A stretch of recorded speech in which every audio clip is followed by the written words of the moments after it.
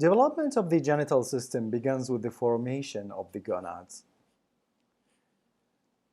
Gonads differentiation into male and female starts at the 7th week of development, and that is determined by the sex of the embryo at the time of fertilization. Here, gonads as a pair of longitudinal structures appear at the gonadal ridge that differentiate into germ cells at 6th week of development.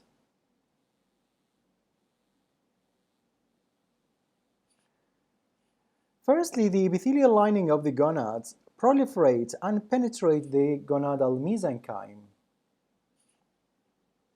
resulting in a number of irregularly shaped cords known as the primitive sex cords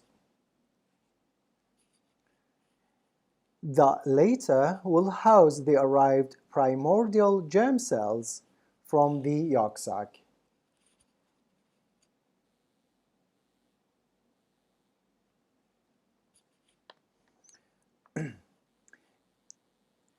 In the testes, formation of the testes is determined by a specific region on the chromosome Y,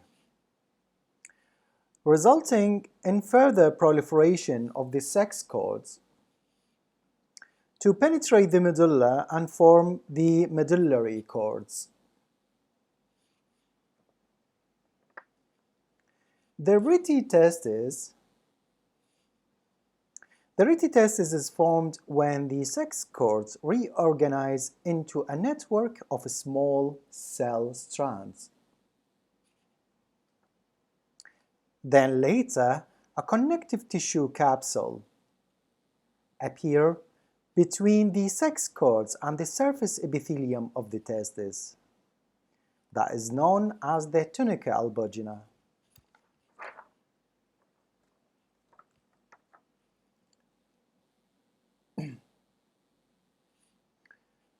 By the 4th month of development, the testis cords or the sex cords take the shape of a horseshoe shape that is now in continuation with the rete testis, as it's shown here in this picture. At this level of development, the sex cords are now made up of the primitive germ cells and the sustenticular cells of Sertoli, that is derived from the epithelium of the gonad.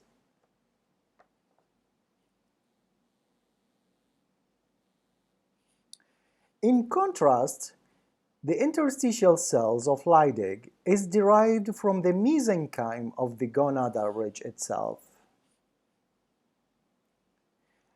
and it will be situated between the sex cords. Leydig cells produce testosterone by the 8th week, and that will influence the sexual differentiation of the genital ducts and the external genitalia as well.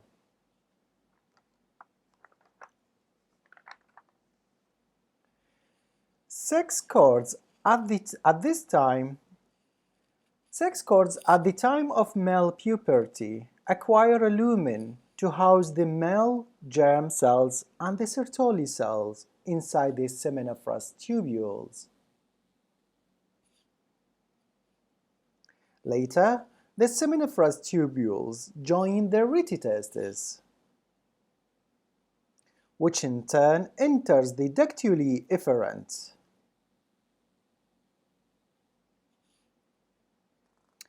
These parts are the remaining excretory tubules of the mesonephric system, and the link between the rete testis and the Wolffian duct becomes the ductus deferens. The ovary develop in the genetic female only when the Y chromosome is absent. The first sex cords proliferate the ovarian medulla, later will disappear and be replaced by a vesicular stroma. Unlike the gonads of the male, the surface epithelium of the ovary continue to proliferate, and at the 7th week, it gives rise to the second generation cords, or what's known as the cortical cords, penetrate the underlying mesenchyme, but remains close to the surface of the ovary. During the 4th month of development, these cords split into isolated cell clusters that surround one or more primitive germ cells. The germ cells subsequently develop into oogonia, and the surrounding cells of epithelial origin become the supporting follicular cells. It may thus be stated that the genetic sex of an embryo is determined at the time of fertilization, depending on whether the spermatocyte carries the X or a Y chromosome. In embryos with an XX chromosome configuration, medullary cords of the gonad regress, and a secondary generation of cortical cords develops.